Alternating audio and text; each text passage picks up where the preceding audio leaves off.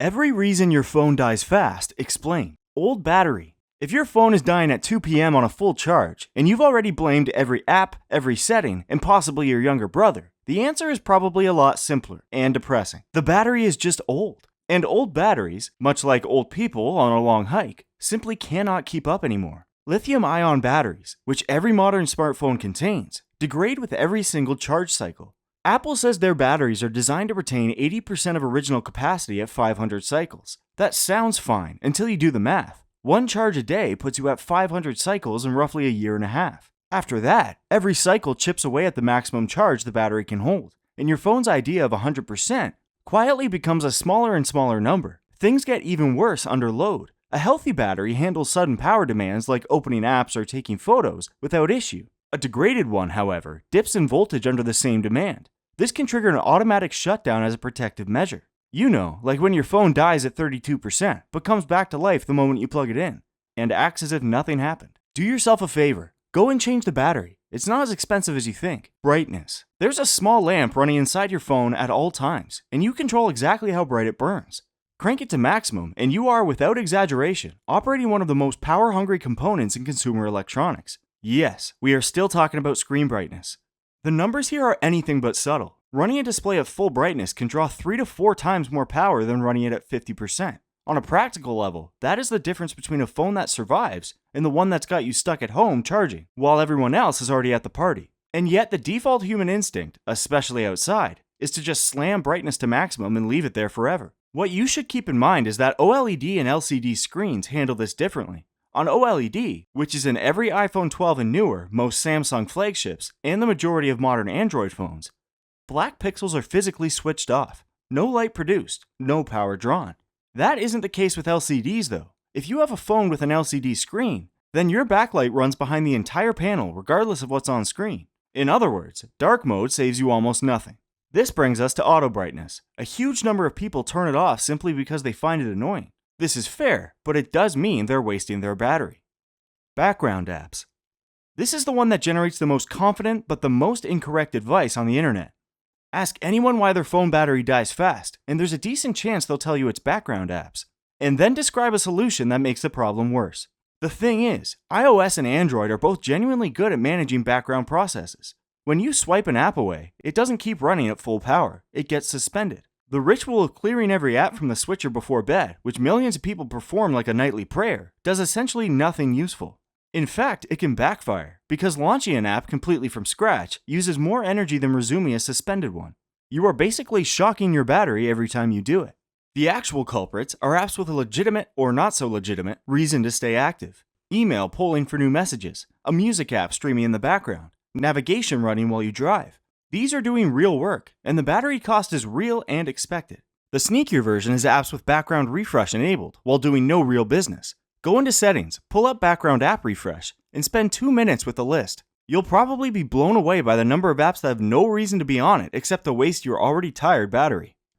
Bad signal. Nobody ever looks at the signal bars in the corner of the screen and thinks, that's why I'm at 40% by noon. But you should. The thing is, when your phone has a strong signal, maintaining a connection to a cell tower takes relatively little power. A clean, low-effort transmission pretty much does the job. When the signal is weak, however, everything changes. The radio boosts transmission power, retries failed handshakes, and constantly scans for better towers to switch to, again and again. Now look at the bigger picture. A day inside a building with poor indoor coverage will do more damage to your battery than a day of heavy use with a strong signal outside. The phone spends the entire day shouting into the void, hoping a tower shouts back. 1 bar of service is basically your phone running a sprint it never gets to finish. And the worst part is, it'll keep running that sprint until the battery is gone, or you move somewhere with a decent coverage, whichever comes first. There's also the 5G factor. If you have a 5G phone and you're in an area with spotty coverage, the phone is constantly toggling between 5G and 4G LTE, trying to find and hold the faster connection. Some phones let you manually lock to LTE in settings, and in weak 5G areas, doing that is a battery win. Even Wi-Fi has the same dynamic. A phone holding onto a weak Wi-Fi signal at the edge of a router's range burns more power than one that's either properly connected or just given up and switched to cellular. The middle ground is the worst place to be, and is where most home and office networks leave devices for hours at a time. This is exactly why airplane mode, for all its inconvenience, is one of the most effective battery preservation tools available. Heat. Every other item on this list drains your battery for the day. Heat is the one that does permanent damage. Lithium-ion chemistry has a comfortable operating range of roughly 60 to 71 degrees Fahrenheit. Outside of that, things start going wrong, and contrary to people's burnout, the battery doesn't regain its previous shape after cooling a bit. Apple's own documentation says temperatures above 95 degrees Fahrenheit can cause permanent capacity loss, an actual irreversible shrinkage of how much charge the battery can hold. The degradation that normally happens over a year of regular use can be compressed into a single bad summer. Normal use generates more heat than most people realize. The processor, the screen, fast charging, all of it produces heat, and running several apps simultaneously turns your phone into something that needs active thermal management just to function. The sudden slowdown that sometimes happens mid-task, seemingly for no reason, is almost always the phone throttling performance to bring its temperature down. It's choosing to be slower rather than cook itself, which is a reasonable trade-off, except that it always seems to happen at the worst possible moment. External heat is an even more damaging problem. A phone left on a car dashboard in summer can hit temperatures that cause permanent battery damage in under 30 minutes. The interior of a parked car on a hot day regularly reaches 140 to 160 degrees, nearly double the threshold where the chemistry starts breaking down for good. And we do this repeatedly, across multiple summers, each time wondering why the battery seems a little worse than it used to be. Notifications.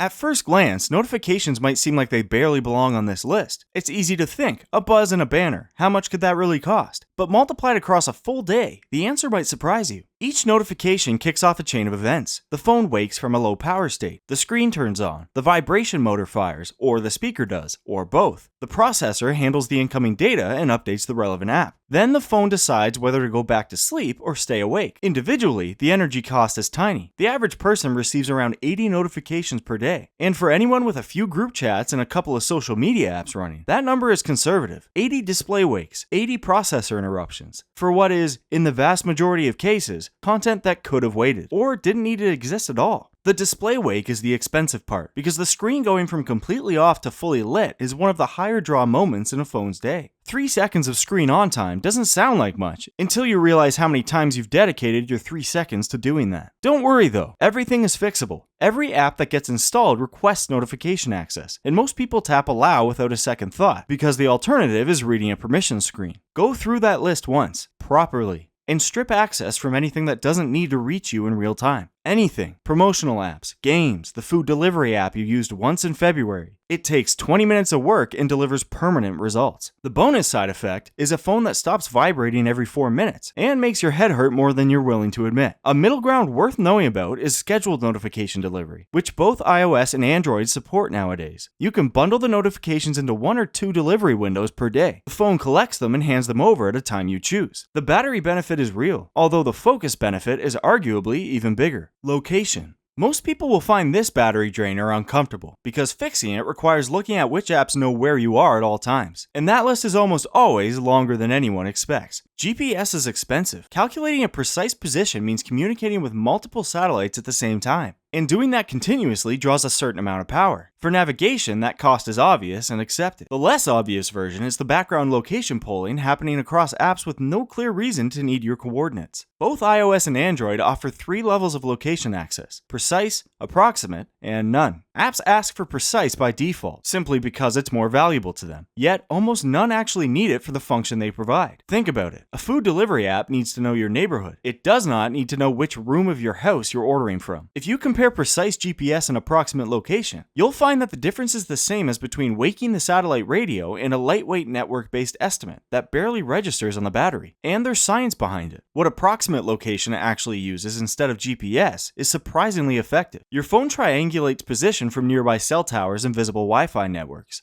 neither of which requires the GPS chip. For most app functions that claim to need your location, that level of accuracy is more than sufficient. The fix takes about 5 minutes. Go through location permissions. Set anything without a genuine need for real-time precision to approximate, or while using only. This way, your phone will stop triangulating your position for apps that have no business knowing it. Most of them were never using that data to help you in the first place. So again, it's a win-win. Charging habits. How do you charge your phone? The same way every night, right? Plug in at 0%, wake up at 100%, repeat. This feels responsible. It is, in fact, one of the more reliable ways to wear your battery out ahead of schedule. As you might have figured, lithium-ion batteries don't like extremes. The chemistry is most stable and least stressed somewhere in the middle, roughly between 20 and 80%. Charging to 100% and sitting there, tethered to the wall for 6 hours while you sleep, keeps the battery in a state of sustained high voltage that helps degradation. The last 20% of a charge is harder on the battery than the first 80%, and holding it there all night compounds that, every single night. The 0% end is no better. Fully depleting your battery puts it through what's called a deep discharge, which stresses the chemistry just as effectively. Both iOS and Android now offer an optimized charging mode that learns your routine and slows the charge to stop at 80%, only finishing the last stretch just before you typically wake up. And if you're the type who charges throughout the day, do know that shorter top-ups from 40% to 70% are genuinely better for the battery than full cycles. You don't need a full tank every time. The goal is keeping the chemistry happy.